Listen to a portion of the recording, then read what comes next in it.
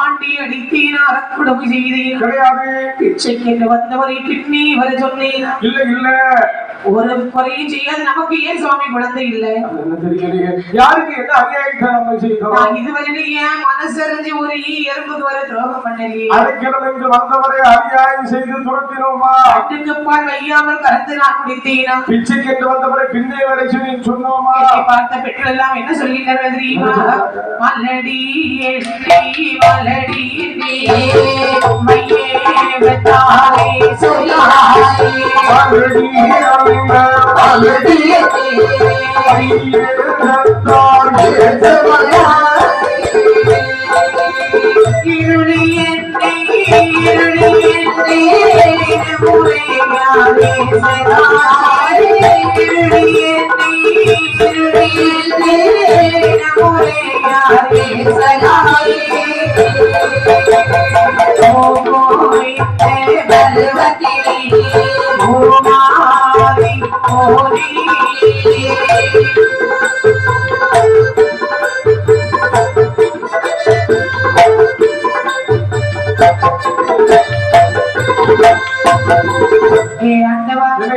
என்னை பார்த்த பெண்கள் எல்லாம் மலடி வருகின்றாள் இருளி வருகின்றாள் என்று பேசுகின்றார்கள்.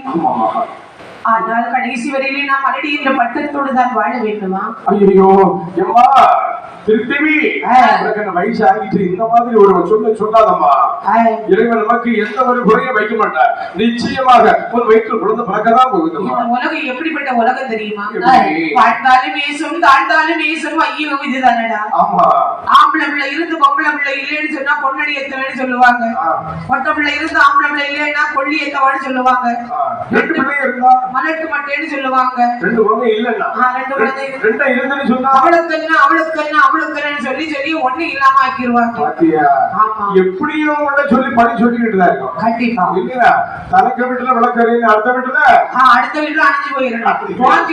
ஆமா இதுதான் நம்ம மக்களுடைய எண்ணம். நிறைய பேர் அப்படிதான் நிறைய எண்ணத்தோட இதெல்லாம் இப்படிதான் இருக்கு. ஆமா ஆமா இந்த நம்ம மட்டும் வாழணும் அடுத்தவங்க கெட்டு போயிடணும். ஆமா ஆமா ஒரு கவரிங்ல ஒரு மோதிரம் வாங்கி போட்டா ஊத்து ஊத்து பார்ப்போம்.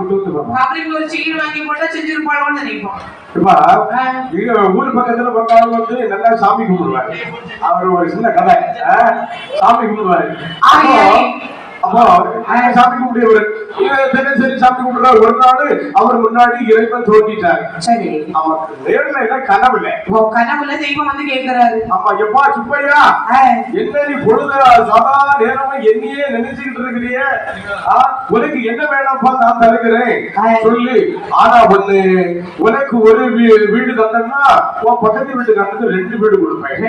உனக்கு ஒரு கார் கொடுத்தன்னா அவனுக்கு 2 கார் கொடுப்பேன். உனக்கு ஒரு ஏக்கர் நிலம் தந்தா அவனுக்கு 2 ஏக்கர் நிலம் கொடுப்பேன். ஒன்றை விட ஒரு மடங்கு அவன் யாரு ரொம்ப பக்தியா இருக்கலாம். சரி அதனால அவனுக்கு என்ன 2 மடங்கா கொடுக்க போறேன். நீ கேட்டப்பா நீ எதுவுமே கேட்டாலும் அவனுக்கு கொடுக்க போறேன் அப்படின்னு சொன்னாரு. உடனே இவன் நினைச்சான் அவன் நாசமா போட்டு நீ நாயிருக்கு அவனுக்கு 2 மடங்கா சாமி பெற்று போறங்க அப்படின்னு சொல்லிட்டு கண்ணை உருட்டனா. கண்ணை உருட்டி சாமி கேட்காங்க சுவாமி எனக்கு ஒரு கண்ணு தெரியாம போட்டி போட்டு.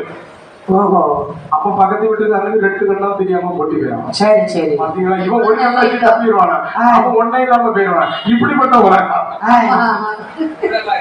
ஆகையாலே இவர்களுக்கு மனைவிருவி கொடுக்க வேண்டும் என்று சொல்லி சோழவள நாட்டிலே சோழராஜனுடைய மனைவியானவள் அம்மை இப்ப ஆலயத்தில் வந்து வேண்டுகின்றாள்.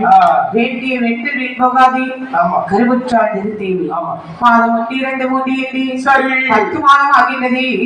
10ஆம் மாதத்தில் எப்படி இருக்கிறாள் பாருங்கள். எப்படி இருப்பாள் எழுந்திருப்பாள் இருப்பாள் எழுந்திருப்பாள்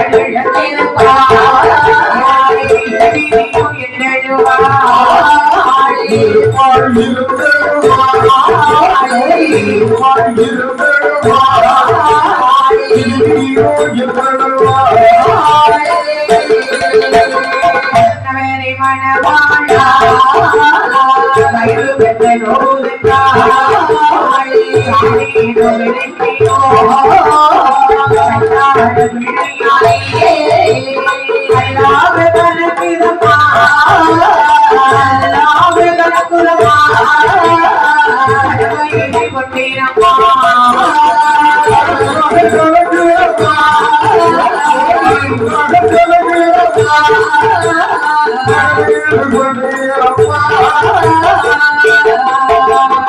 கருவாக இருக்கும் போதே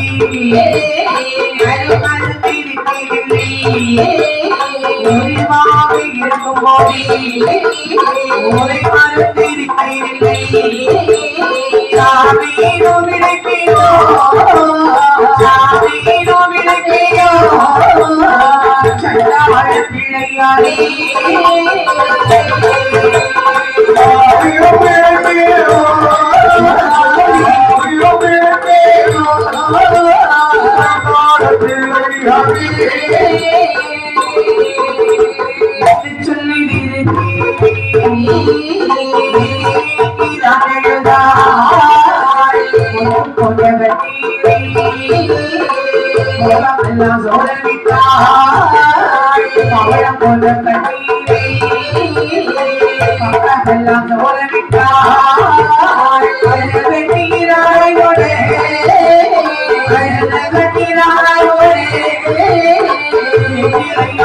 எழுதா